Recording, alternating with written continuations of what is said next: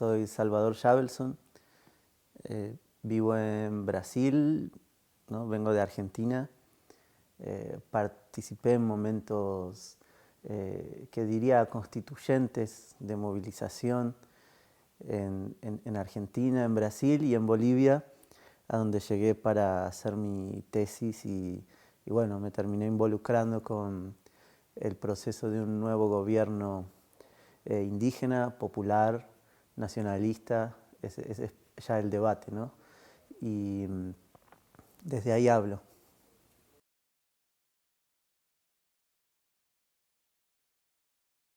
En los 90, digamos, las políticas prácticamente llevaron a la gente a la calle, digamos. El proceso constituyente se abrió como reacción, ¿no?, a políticas conservadoras, pero al abrirse muchas otras cosas entran, ¿no? Muchas cosas que no estaban necesariamente en agenda o que estaban en agenda sobre la mesa desde hacía mucho antes, ¿no? En el caso de los Andes son las movilizaciones indígenas como actor de afuera, ¿no?, pero que exige ser tenido en cuenta junto con esos reclamos urbanos y que tenían que ver con una crisis de un modelo económico, abren un momento constituyente.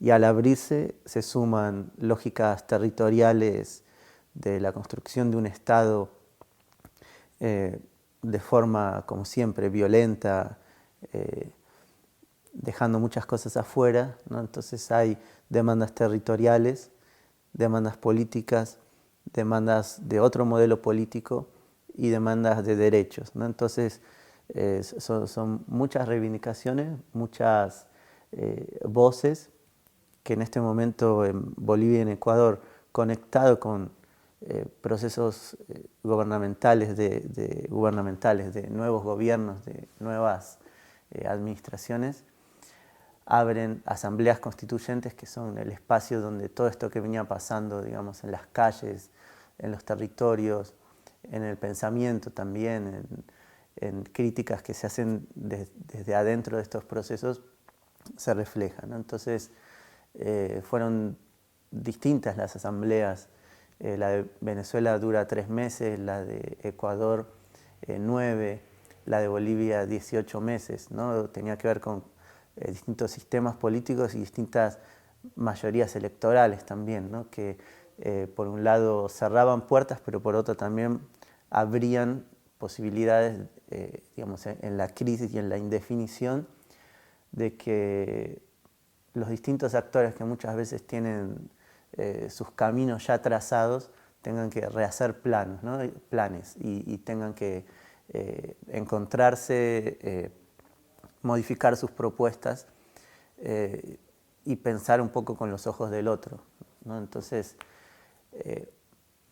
en particular en Bolivia es muy interesante cómo el bloqueo de la situación, los 2/3 que no tenía, digamos, la bancada mayoritaria campesina indígena, esos 2/3 que no tenía hacen, por un lado, que se sienten con actores conservadores, ¿no?, que pondrían su mano en redactar la Constitución, pero por otro, entre los movimientos hay un momento donde pueblos minoritarios, voces que hablaban desde otra civilización, desde otras formas de Estado, tuvieran un papel, ¿no?, en pensar cómo sería el país de ahí en adelante, ¿no? Y lo que destaco de estos momentos constituyentes ya con asambleas abiertas, digamos, es ese momento de reescribir algo que no existía como proyecto o como programa anterior, no existía en el constitucionalismo, digamos, en el derecho constitucional académico, digamos, no había un modelo, una forma.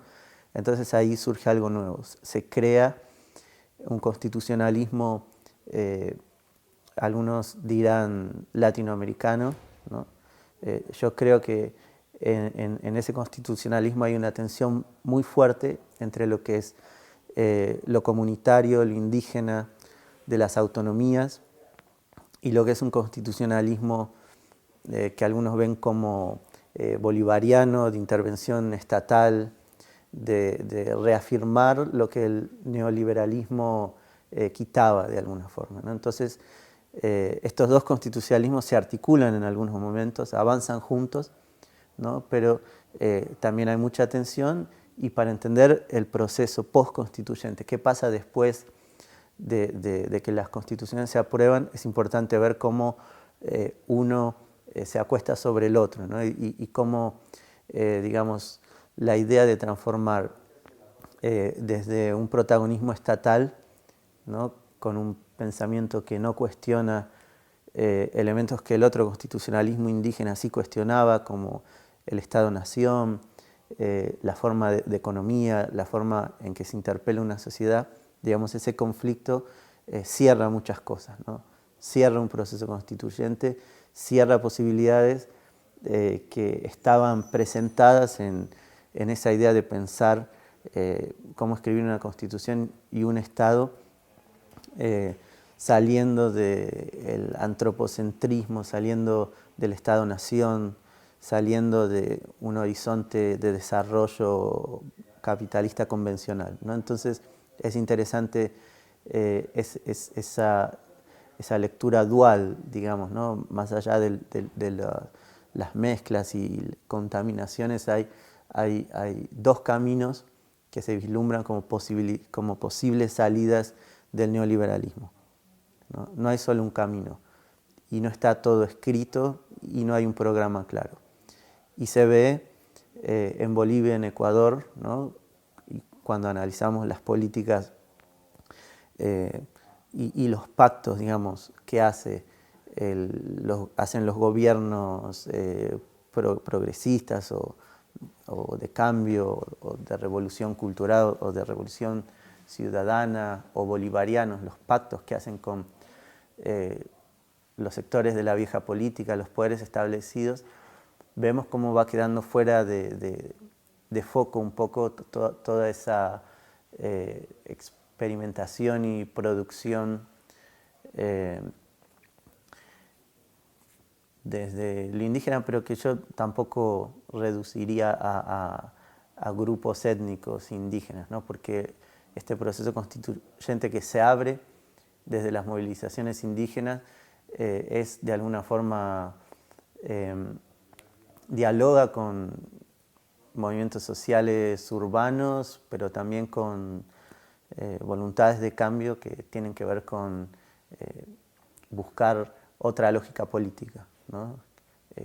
Qué forma de participar, qué forma de movilizarse, y cómo construir un Estado a partir de la diferencia, ¿no? Lo que a veces significa que ese Estado no se construya, o que no se construya a partir de una idea de inclusión que anula las diferencias, una idea de inclusión que avanza necesariamente contra territorialidades indígenas, pero también lógicas horizontales de pensar lo colectivo desde la ciudad, formas económicas que no son las de las grandes obras, los grandes recursos necesarios para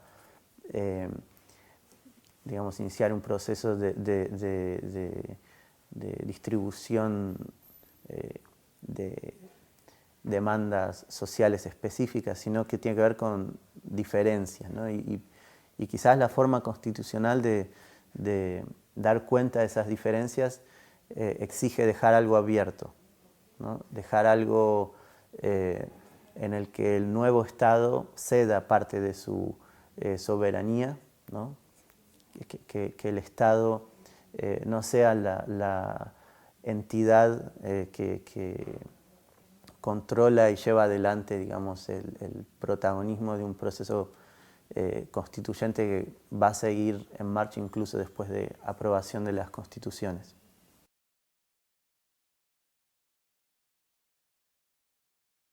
Un poco es la idea de cómo pensar la plurinacionalidad, ¿no? Porque en el caso de Bolivia especialmente, tanto Bolivia como Ecuador incorporan esta idea de lo plurinacional, y se ve muy claro que la palabra, el significante puede tener sentidos diferentes para pensar la organización estatal, ¿no?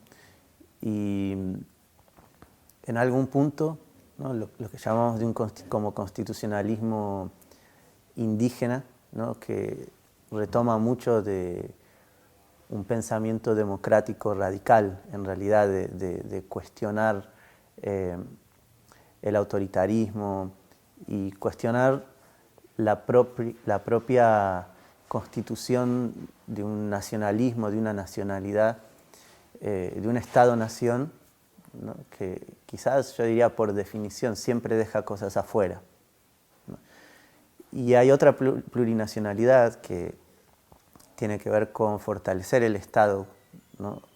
El neoliberalismo reduce el Estado, es el mercado el que integra y pone las reglas. Entonces hay una idea desde parte del progresismo, que no es los movimientos, las organizaciones sociales que abren y que trabajan con la idea de lo plurinacional desde una lectura que ya lleva décadas, ¿no?, que tiene que ver con indianizar y descolonizar, ¿no? Y esa lectura de darle protagonismo al Estado históricamente termina confluyendo con esa demanda de más Estado, ¿no?, y de una forma de ver la política a partir de grupos sociales con necesidades, o incluso individuos con necesidades, individuos pobres, individuos en la miseria, y el Estado que va a cerrar, digamos, esa herida económica, ¿no? Pero entonces es el Estado que en la discusión de los Andes también se entiende como un Estado plurinacional, porque sería el Estado que incluye a los indígenas por primera vez. Sin embargo, los incluye como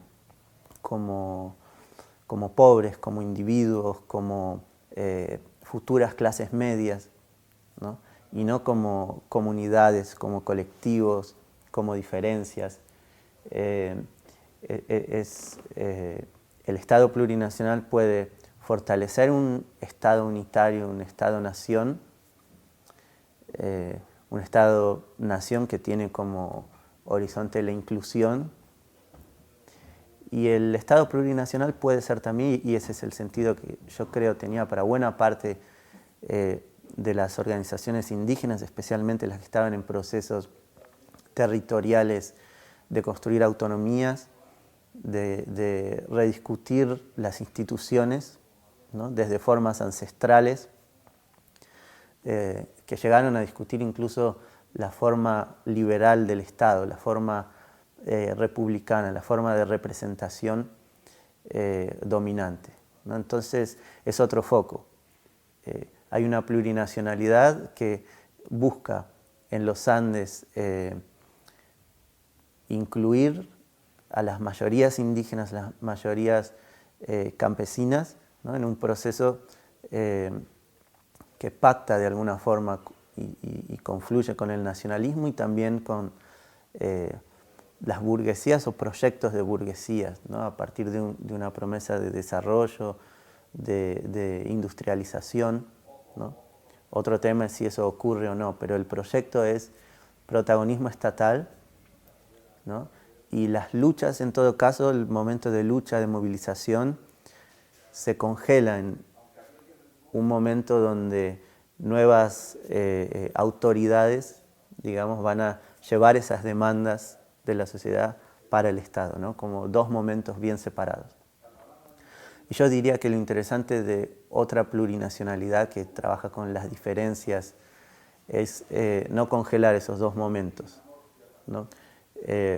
Un momento institucional que no necesariamente cierra y concluye el movimiento y la creatividad de abajo, las autonomías, ¿no? Y diferencias que incluso pueden estar diciendo, y es lo que es muy notorio en los Andes, en la Amazonia, en las comunidades afro, que es que quizás el proyecto no sea el de incluirse o incluirse en este Estado, en estas instituciones, de esta forma, ¿no? Como individuos que aspiran a un mercado que los incluya, una nacionalidad de la que también sean parte, ¿no? Que son otros caminos, ¿no? Y eso lo podemos ver como una discusión que para nada es de qué hacer con minorías étnicas, ¿no? Es de cómo construir un Estado. Y es verdad que esta forma de las diferencias en parte neutraliza, desacelera ese avance del desarrollo del Estado-Nación, ¿no? Puede en algún momento decir que no a la megaminería en su territorio o decir que no a un proyecto del que uno no es protagonista, ¿no? Entonces yo creo que los procesos constituyentes latinoamericanos ponen eso, digamos, y eso es algo que se puede leer en España, incluso en América Latina actual, donde hay un momento de búsqueda de qué hacer ahora, de cierre de ciertos momentos. Y yo creo que deja esas dos plurinacionalidades para pensar, digamos, una que va a ser la de que se construye desde el Estado, ¿no? que incluye, sin cuestionar, digamos, un marco moderno, liberal, de instituciones que pueden incluso fomentar la participación, pero que no son las instituciones que nos llevan a una delegación del autogobierno en la gente, digamos, a partir de autonomía, a partir de contrapoderes, a partir de derechos que de alguna forma permitan a grupos, incluso no siendo mayoritarios, pero grupos que tengan, digamos, un devenir distinto al de poblaciones periféricas urbanas o, ¿por qué no?, las propias periferias urbanas, de decir no, de ser respetados en sus diferencias, ¿no? Y lo que es un punto importante en esta discusión es que los procesos constituyentes nacen con la clara visión de que no se trata de un marco multicultural que simplemente reconozca, ¿no? o que enumere y permita, digamos, localmente ser diferente, ¿no? Junto con el neoliberalismo hubo toda una agenda de cambios constitucionales y políticos que tampoco permitían cuestionar el poder, la distribución del poder y lo territorial, pero reconocía de forma multicultural, ¿no? Lo plurinacional tiene bien claro que no es el nacionalismo como fuerza que va a motorizar un cambio social, pero no es el multiculturalismo. Entonces, cuando se habla de diferencias, no son diferencias localizadas, recortadas, congeladas, ¿no? Es más bien un proceso que tiene que ver con la mezcla, con el movimiento continuo, con el devenir, no con un momento de lucha y después un momento institucional donde son personas diferentes, donde hay otras lógicas de funcionamiento, sino un momento siempre abierto de contacto, conexión, ¿no? También hay experiencias, hay momentos en ese sentido en los procesos latinoamericanos, ¿no?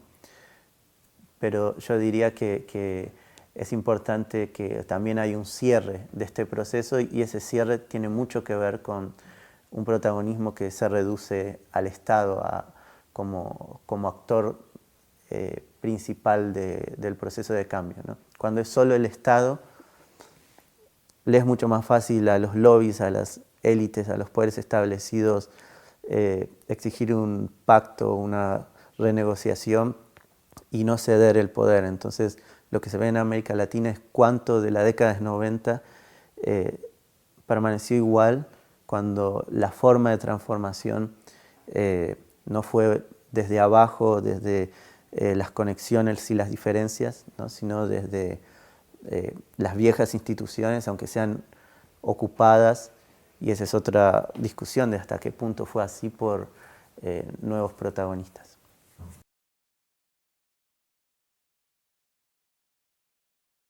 Los procesos de cambio terminan resultando en cierto modelo para la acción, ¿no?